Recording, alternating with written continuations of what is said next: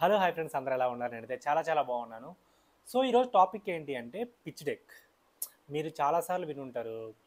Pitch deck అని ఒక producer డైరెక్టర్ని నేను పిచ్ డెక్ చూపించాను, ఆయన రమ్మన్నారు అని, లేదా యాక్టర్స్కి పిచ్ డెక్ అడిగారు, నేను పంపించాను అని మనం చాలాసార్లు వివిధ మీడియాల ద్వారా మనం వినుంటాం. సో ఈరోజు అందుకని ఆ పిచ్ డెక్ని ఎలా రెడీ చేయాలి అంటే అసలు పిచ్ డెక్ ఇంపార్టెన్స్ ఏంటి అని. సో ఇంపార్టెన్స్ విషయానికి వచ్చినప్పటికే నాకు ఎలా ఎంత ఇంపార్టెంట్ అంటే ఎంత హెల్ప్ అయింది అంటే, రీసెంట్గా నేను మీటింగ్ అని ఇక్కడికి వచ్చాను, మీ అందరికీ తెలుసు. సో ఎంతసేపటికి అవ్వట్లేదు, ఎందుకంటే అవతల వాళ్ళు బిజీ ఉండడం వల్ల. సో నేను ఏం చేశాను, మెసేజ్ చేశాను, హాయ్ అండి, సో అండ్ సో మీరు బిజీగా ఉన్నారు, సో నేను మీకు నా పిచ్ డెక్ షేర్ చేయొచ్చా, సో ఒకసారి చూడండి, అండ్ మీకు తెలిసిన సరౌండింగ్స్లో ఫార్వర్డ్ చేయొచ్చు కదా, నాకు హెల్ప్ చేయండి అన్నాను. సో వాళ్ళు కొంతసేపటి తర్వాత ఒక 2 అవర్స్ తర్వాత చూశారు, రిప్లై ఇచ్చారు, యా బాగుందండి, పిచ్ డెక్ బాగుంది, సో నేను ఖచ్చితంగా షేర్ చేస్తాను అన్నారు. అంటే నీకు అంత హెల్ప్ అవుద్ది. సో డైరెక్ట్గా మనం పర్సన్ టు పర్సన్ కలవలేని సందర్భంలో, కలవలేని సిచ్యువేషన్లో నీకు ఇది 100% హెల్ప్ అవుద్ది. సో అది ఎలా తయారు చేయాలి అనేది నేను మీకు చెప్పే ప్రయత్నం చేస్తాను. అంతకన్నా ముందు జస్ట్ సింపుల్ చదివేద్దాం. చాలా ఇంపార్టెంట్ అబ్బా, నేను మళ్ళీ ప్రతి వీడియోలో చెప్తున్నాను కదా, చాలా ఇంపార్టెంట్. సో తప్పదు, మీరు వినాల్సిందే. Screen play techniques. స్క్రీన్ ప్లేలో డైలాగులు, శబ్దం, బ్యాక్గ్రౌండ్ స్కోరు, సంఘటన, సాంగ్స్ చాలా ఇంపార్టెంట్ స్క్రీన్ ప్లేలో. సో బేసిక్గా నీకు ఎందుకు హెల్ప్ అవుద్ది రైటింగ్లో మనం ఇది చదవటం వల్లనే నాకు చాలా హెల్ప్ అయింది. ఉదాహరణకు ఒక వ్యక్తి విమానాశ్రయానికి వెళ్ళాలి అనే సమాచారం ముందు ఏదో సందర్భంలో చెప్పి ఉంటే, తదుపరి సన్నివేశంలో అతను ఒక కారు ఎక్కుతుంటే అతను విమానాశ్రయానికి వెళ్తున్నా అర్థమవుద్ది. అంటే మనం ప్రతిసారి ఇంకా డైలాగులో చెప్పాల్సిన పని లేదు. ఇప్పుడు అలాగే సినిమాలో కూడా చూసే ప్రేక్షకుడికి సమాచారం ఇచ్చే మెలకువలు చాలా ఉన్నాయి. ఒక పెద్ద ఇల్లు చూపించగానే కథానాయకుడు ధనవంతుడని అర్థమవుతుంది. ఒక ఇల్లు కాలిపోయి నాశనమే ఉండడం చూపిస్తే ఆ ఇల్లు కాలిపోయి ఎవరికో తీరని నష్టం జరుగుతుందని అర్థమవుతుంది. నాకు ఇది త్రివిక్రమ్ గారు బాగా అంటే యూజ్ చేస్తారబ్బా, నాకు చాలా చాలా ఇష్టం ఆయన. అంటే ఆయన జస్ట్ ఒక పెద్ద ఇల్లు చూపిస్తే మనకు అర్థమైపోద్ది వాళ్ళు ఎలాంటి మనుషులు ఆ ఇంట్లో ఉంటున్నారు అనేది మనకు విజువల్గా అర్థమైపోద్ది. కాబట్టి కథకు ముఖ్యమైన కొన్ని విషయాలను కథలో తరచూ గుర్తు చేయడం మంచి టెక్నిక్. ఫర్ ఎగ్జాంపుల్ ఇప్పుడు రఘువరన్ బీటెక్లో వేస్ట్ ఫెలో అనేస్తారు. సో మనకి సబ్కాన్షియస్గా పాప మరి వేంట్రా బాబు ఇలా ఇలా అంటున్నారని అనిపిస్తుంది. కట్ చేస్తే మనకి క్లైమాక్స్లో ఎంత హై వస్తుంది. అంటే అందరూ వర్కర్స్ అందరూ వెళ్ళిపోయారు అన్నప్పుడు ఒక్కరు నడుచుకుంటూ వస్తుంటే, అలా నా ఫేస్బుక్ గ్రూప్లో కూడా తిడతారు కదా, వీడికి వేస్ట్ ఫేస్బుక్ గ్రూప్ ఉంది అని చెప్పేసి. నెక్స్ట్ ఆ ఫేస్బుక్ గ్రూప్ త్రూనే అంతమంది జనాలు వచ్చారు అన్నప్పుడు మనకి ఎంత హై వస్తుంది, సినిమా ఎక్కడికో తీసుకెళ్ళింది. సో కొన్ని మనం రిపీట్ చేయొచ్చు, కొన్ని ఏమో వర్కౌట్ అవ్వో. ఫర్ ఎగ్జాంపుల్ జోక్ ద పాట్ పాతఘట్టం అంటే అది నెగిటివ్ వైపు వెళ్ళిపోయింది. సో కొంచెం జాగ్రత్త పడాలి. దానికి ఒకే సన్నివేశాన్ని పదే చూపిస్తే కథాకాలం వృధా అవుతుంది, ప్రేక్షకులు విసుగు వస్తుంది. కానీ అదే విషయాన్ని విభిన్న పరిస్థితుల్లో విభిన్నంగా చూపించడం మంచి టెక్నిక్. మళ్ళీ చెప్తున్నా, ఏవి మళ్ళీ చూపించాలి, ఎలా చూపించాలి, ఇవి రెండు ముఖ్యం. అండ్ రైటింగ్లో అంటే నేను కూడా చాలా మిస్టేక్ చేశాను. నేను నా స్క్రిప్ట్ రాసినప్పుడు ఇది చదివిన తర్వాత ఓకే, నేను ఇది మిస్టేక్ చేశాను రా బాబు, దీన్ని మనం కరెక్ట్ చేసుకోవాలనిపించింది, నేను మీతో షేర్ చేసుకుంటాను. కొంతమంది దీన్ని తప్పుగా వాడతారు. ఉదాహరణకు మేడపై నుంచి కింద పడిన వ్యక్తిని పడిపోయారా అని అడగటం, లేదా తడిసిపోయిన వ్యక్తిని తడిసిపోయారా అని అడగటం.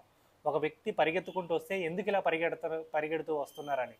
నాకు ఈ మధ్య ఒక తమ్ముడు యూట్యూబ్ పెట్టి అది తన షార్ట్ ఫిలిం పెట్టి, అన్న నాకు ఇది ఎలా ఉందో కొంచెం రివ్యూ చెప్పవా అన్నప్పుడు సడన్గా నాకు ఇది స్ట్రైక్ అయిపోయింది. అంటే ఆడ జరిగింది మనం చూసాం, వేరే క్యారెక్టర్ ఇదే అడుగుతున్నారు. ఓ షట్ అనిపించింది నాకు. అంటే మనం చదవటం వల్ల ఇవన్నీ మన అనుభవాలే కదబ్బా మనకి స్ట్రైక్ అవుతూ ఉంటాయి. లాజిక్లు తప్పులను సరిదిద్దేందుకు కూడా కొన్ని సన్నివేశాలు, డైలాగులు అవసరం అవుతాయి. అంటే మనం వాయిస్ ఓవర్లు ఇస్తారు కదా, బేసిక్గా అది ఈ కోవలో చెందిందే. ప్రతి సన్నివేశంలో ఒక ముఖ్యమైన విషయం చెప్పాలనే ధ్యేయం ఉండాలి.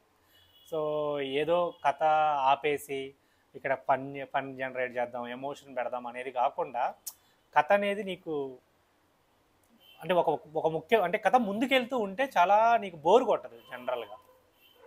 అండ్ విలన్ చనిపోయే ముందు ఒక బుద్ధివంతుల్లా డైలాగ్ చెప్పడం హాలీవుడ్ ఆచారం.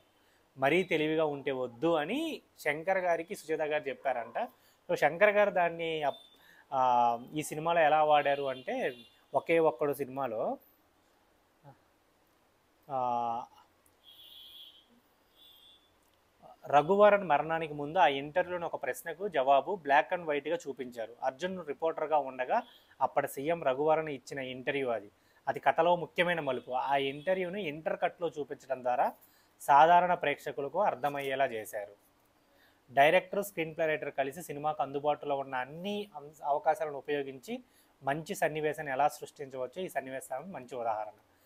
అండ్ చాలా ఇంపార్టెంట్ పాయింట్, సన్నివేశాల ద్వారా చెప్పడానికి మరియు సింబాలిక్గా చెప్పడానికి మధ్య తేడా ఉంది. ఒక అమ్మాయి లక్షణంగా ఉన్నదని చూపించడానికి ఆమెను చూపించి ఒక తెల్ల పువ్వును చూపిస్తే కొంతమందికి అర్థం కాకపోవచ్చు. ఆ అమ్మాయిని 2 జడలతో మరియు లంగా ఓణితో చూపిస్తే సాధారణ ప్రేక్షకులకు కూడా అర్థం చేసుకుంటారు.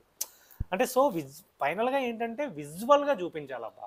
విజువల్గా చూపిస్తే ఇప్పుడు నేను నా నా రూము, సో నేను ఇప్పుడు ఇలా బ్లాగింగ్ చేస్తున్నాను, సో మీకు ఒక ఒపీనియన్ ఉంది. అదే కానీ నా బ్యాక్గ్రౌండ్ మొత్తం నీకు రీసెంట్ వీడియోస్లో నా రూము, ఆ వంట వీడియోలు అవి ఇవి కనపడితే నీకు అర్థమైంది. సో నేను ఏడీగా చేస్తున్నాను, సినిమాలు చేస్తున్నాను, నా సిచ్యువేషన్ ఏంటిదని మీకు అర్థమవుతుంది కదా విజువల్గా.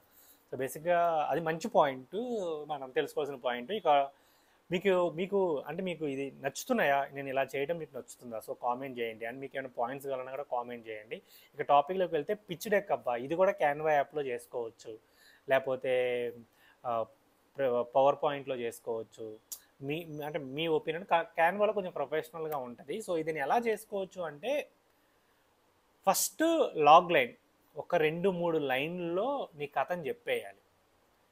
అండ్ పిచ్ డెక్ 2-3 లైన్లో నీ లాగ్ లైన్ చెప్పిన తర్వాత సినాప్సిస్ అనేది 2-3 పేజీల్లో, సో ఇలా ఉంటుంది, స్టార్ట్ ఇది, మిడ్ ఇది, so end of the day ఇదిగో ఇలా ఉంటుంది అంటే క్యూరియాసిటీతో వదిలిపెట్టండి. అండ్ తర్వాత ఏంటంటే నీ సినిమా లుక్ ఇలా ఉంటుంది అండ్ రిఫరెన్స్ ఇమేజ్లు పోస్ట్ చేయండి. అండ్ అంటే ఈ సినిమాల్లో నా సినిమా ఉంటుంది అని కొన్ని సినిమాలు రెఫరెన్స్లు పెట్టవచ్చు.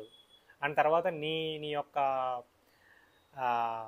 సో నేను హీరోగా, ఫర్ ఎగ్జాంపుల్ హీరోగా పెడుతున్నామంటే ఆ హీరో ఫోటోనే పెడతాం. తర్వాత హీరోయిన్ ఇలా అనుకుంటున్నాను, సపోర్టింగ్ రోల్స్ ఎలా అనుకుంటున్నాను, మెయిన్ ఇంపార్టెంట్ రోల్ ఎలా అనుకుంటున్నాను అని మీరు అందులో ఇన్ఫర్మేషన్ ఇవ్వచ్చు. తర్వాత మీ కాంటాక్ట్ డీటెయిల్స్. సో ఇలా చేయటం వల్ల మొత్తం నా పిచ్ డెక్ ఎన్ని పేజీలు వచ్చిందంటే దగ్గర దగ్గర 15 పేజీలు వచ్చినట్టుంది. సో నేను అది పంపించినప్పుడు వాళ్ళకి చాలా ఈజీ. సో చూసుకుంటారు, ఓకే లాగ్ లైన్ తర్వాత లాగ్ లైన్లో ఒక పోస్టర్ పెట్టాను. తర్వాత సినాప్సిస్ 3 పేజీలు వచ్చింది. ఒక్కొక్క పేజీకి ఒక్కొక్క 2 ఫోటోలు పెట్టాను. ఆ తర్వాత ఓకే ఈ సినిమా లాగా ఉంటుందా, ఓకే తను ఎలా తీసుకెళ్దాం అనుకుంటున్నాడు అంటే లొకేషన్ కూడా మెన్షన్ చేశాను. సో నా లొకేషన్స్ పిక్చర్స్ ఎలా ఉంటాయి అంటే నేను కొన్ని విలేజ్లు తిరిగాను. సో ఆ విలేజ్ పిక్స్ తీసేసి నా హౌస్ ఇలా ఉంటుంది, నా విలేజెస్ ఎలా నా స్ట్రీట్స్ ఇలా ఉంటాయి అని అలా మెన్షన్ చేశాను. సో అలా చాలా ఈజీ అయిపోయింది. సో నాకు చూసినప్పుడు ఈజీగా రిప్లై చేశారు, ఓకే వీడు చాలా సీరియస్గా ఉన్నాడు, ద సేమ్ టైం ఒక విజన్ అయితే ఉంది. సో మీటింగ్లో మనం మాట్లాడాల్సినవి ఒక 25% మనం ఆల్రెడీ చెప్పేసాం. సో చాలా ఈజీ అయిపోయింది, నాకు హెల్ప్ చేస్తాము, వివిధ ప్లాట్ఫామ్స్కి పంపిస్తాము అన్నారు. కాబట్టి మీరు కూడా పిచ్ డెక్ అబ్బా, మీరు ఎలాగో స్క్రిప్ట్స్ రాసుకుంటూ ఉంటారు, ఏడీగా పనిచేస్తున్నా లేదా ఏడీగా ట్రై చేస్తున్నా సరే మీ దగ్గర స్క్రిప్ట్స్ ఉంటాయి కదా. సో పిచ్ డెక్ కూడా రెడీ చేసుకోండి, షార్ట్ ఫిలిమ్స్కి కూడా రెడీ చేసుకోండి. ఎందుకంటే ప్రొడ్యూసర్లు వెతుక్కోవాలి కదా షార్ట్ ఫిలిమ్స్కైనా. సో మీరు ఈజీగా పిచ్ డెక్, షార్ట్ ఫిలిమ్స్కి పిచ్ డెక్ రెడీ చేస్తే అవతల వాళ్ళకి చాలా గుడ్ ఇంప్రెషన్ వస్తుంది కదా, చాలా చాలా హెల్ప్ అవుద్ది. అంటే ఇప్పుడు సినిమాస్కి మనం అవకాశం పొందడానికి పిచ్ డెక్ లేకపోతే కాన్సెప్ట్ వీడియో చేస్తున్నారు, కొంతమంది డెమో ఫిలిం చేస్తున్నారు. సో ఇప్పుడు డెమో ఫిలిమ్స్, కాన్సెప్ట్ వీడియోస్ అంటే మనం మనీ పెట్టాలి, ఒక 50,000 నుంచి ఒక 2 లక్షల వరకు పెట్టాలి. సో నీకు పిచ్ డెక్ అంటే నీకు చేసుకోవడం రాలేదనుకో, చేసేవాళ్ళు బోల్డ్ మంది ఉంటారు, 2-3 వేలు తీసుకొని. ఇప్పుడు నేను క్యాన్వాలో నేను పిచ్ డెక్ చేయాలి, నాకు తెలిసిన నేను ఫస్ట్ ఏడీగా పనిచేసాను, దాంట్లో నాతో పాటు పనిచేసిన ఏడీ చేత ఒక అసిస్టెంట్ డైరెక్టర్ ఉన్నాడు, సో మనోడి చేత నేను పిచ్ డెక్ రెడీ చేయించుకున్నాను. బట్ 2-3 వేలకి నీకు బయట కూడా చేస్తారు, అది నీకు చాలా హెల్ప్ అవుతుంది. షార్ట్ ఫిలిం చేస్తున్నా కూడా హెల్ప్ అవుద్ది. సో దయచేసి మీరు అందరూ పిచ్ డెక్ రెడీ చేసుకోండి దేనికైనా. అండ్ మీకు ఈ వీడియోస్ నచ్చుతున్నాయా, అలానే మీకు ఏదైనా కావాలనుకోండి, నాకు ఇదిగో దేని మీద కావాలన్నా అని అనిపిస్తే మటుకి జస్ట్ కామెంట్ చేయండి. 3 months మర్చిపోయి యాక్టర్కి నేను మెసేజ్ చేశాను కదా, సో జనవరి వరకు డేట్స్ లేవు, బట్ ఈలోపు మనం ప్రొడ్యూసర్ని ఫాలోఅప్ చేద్దాం, మనం సెట్ చేద్దాం అని చెప్పేసి అన్నారు. సో నీ 2-3 months స్క్రిప్ట్స్ రాసుకోవటం, బుక్స్ చదువుకోవటం, ఇదిగో ఈ వీడియోస్కి ఒక డేలో 1.5 అవర్ నుంచి 2 అవర్స్ వీడియో చేయడానికి కేటాయిస్తున్నాను. అంత టైం పడుతుంది మరి. వీడియో చేయాలి, ఎడిట్ చేయాలి, నాకు వ్యూస్ తక్కువ వచ్చినా కూడా మనమైతే ఈ ప్రాసెస్ అంతా చేయాలి కదా, సో టైం పడుతుంది.